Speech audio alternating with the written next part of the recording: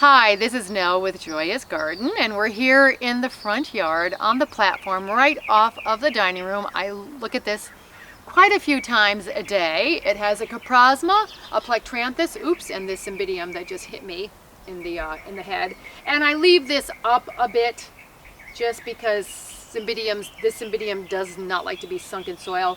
And these two pansies are just about to go because it's March 12th and it's time to change over to impatiens. They've already had their season. So this is the time that I am going to actually show you how to propagate this string of pearls, which is a plant I just love. I got it as a little 2-inch plant, and it was only probably about that big, and now it's just grown and grown. And I cut this back a lot to keep it, otherwise it's just going to be all over here, to keep it up off of the ground. And so what it does, where I cut it, it goes off into a Y, or else it'll go off up here and up here. So what I want to do is actually have it go this way instead of down here. So what I'm going to do is take some of the couple of the stems underneath. I'm just going to cut them there, and I'm going to cut another one here.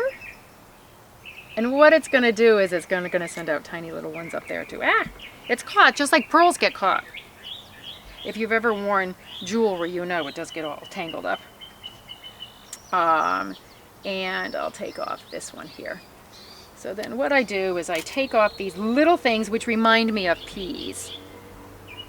Oh my gosh, here we go, tangled up again. So I will take off a few of these. Just about this far down. And these, because I normally let succulents heal over, you can let these heal over. This is a succulent, by the way. It's in the Senecio genus. You can let it heal over a bit if you want, but because this is such a small stem, I am not going to let it heal over. I'm just going to put it right into the pot so I can show you how I do it.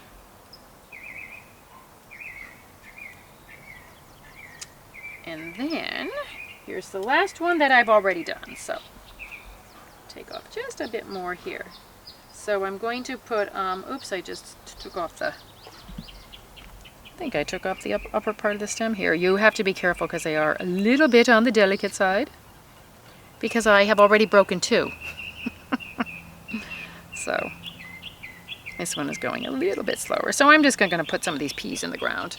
I'm not too fussy about it. And I call them peas instead of pearls. And I have made a hole with my Japanese pruning tool. I just made holes in here. And then I'm just gonna kind of tap it in around here. It's gonna stay just fine. And then I'm gonna do the same with these two right over here.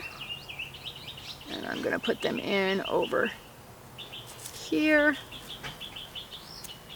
And then I might, later on even do a few more so that it covers about here. And this Senecio, this string of pearls, is a great house plant too. It normally comes in a hanging basket that's either 6 or 8 inches. Usually I've seen it about 6 inches. And it can take the dry air. It likes bright light. It likes well-drained soil, so no heavy planting mixes. And you want to let the water go all the way through it. You don't want to let it get sopping wet because it holds moisture in the stem and in these little pearl peas, we'll call them. And I simply, how I take care of this, how I feed it, is I just top dress it with worm compost twice a year. And then about 4 times a year I will give it a drink of mufu tea, which is a natural liquid soil conditioner. And that is about it. So it's an easy outdoor plant, and it's an easy indoor plant, and it's also a little bit of a conversation piece because it's so unusual and so darling.